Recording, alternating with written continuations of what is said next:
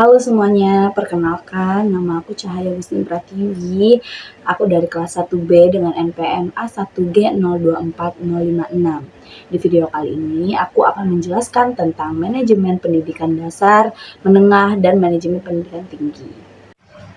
Nah, jadi manajemen pendidikan dasar, menengah, dan tinggi ini mencakup serangkaian kegiatan yang berfokus pada pengelolaan sumber daya, kebijakan, dan proses untuk mencapai tujuan pendidikan menengah, dasar, dan tinggi.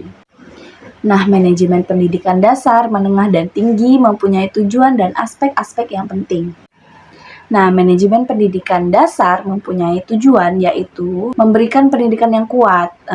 Contohnya dengan menerapkan keterampilan dasar seperti membaca, menulis, dan menghitung.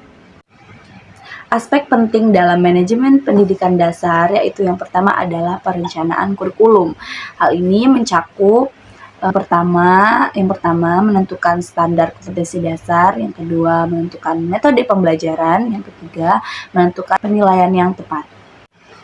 Aspek yang kedua ada pengelolaan sumber daya, yaitu memastikan adanya guru yang sesuai dengan kompetensi dan sarana prasarana yang layak serta buku pembelajaran.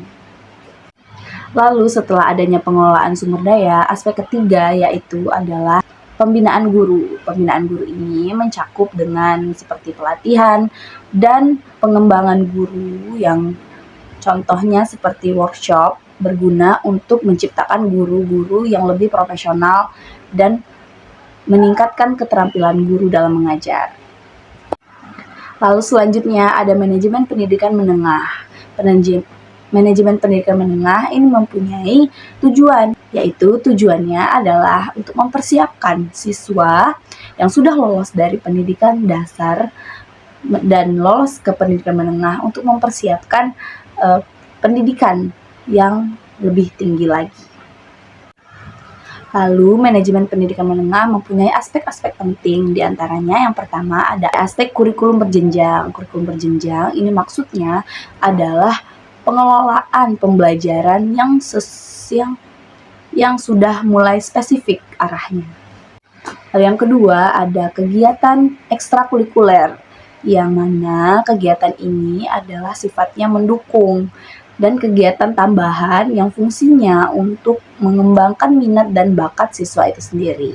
Lalu yang ketiga itu adalah kerjasama dengan industri lain. Jadi kerjasama dalam pendidikan menengah itu penting karena untuk program magang dan penempatan kerja. Lalu ada tujuan dan aspek-aspek penting dalam manajemen pendidikan tinggi diantaranya. Nah, jadi tujuan dari manajemen pendidikan tinggi adalah menciptakan lulusan yang kompeten dan mampu bersaing di dunia luar atau di global. Lalu ada pun aspek-aspek pentingnya, yaitu yang pertama ada aspek kurikulum.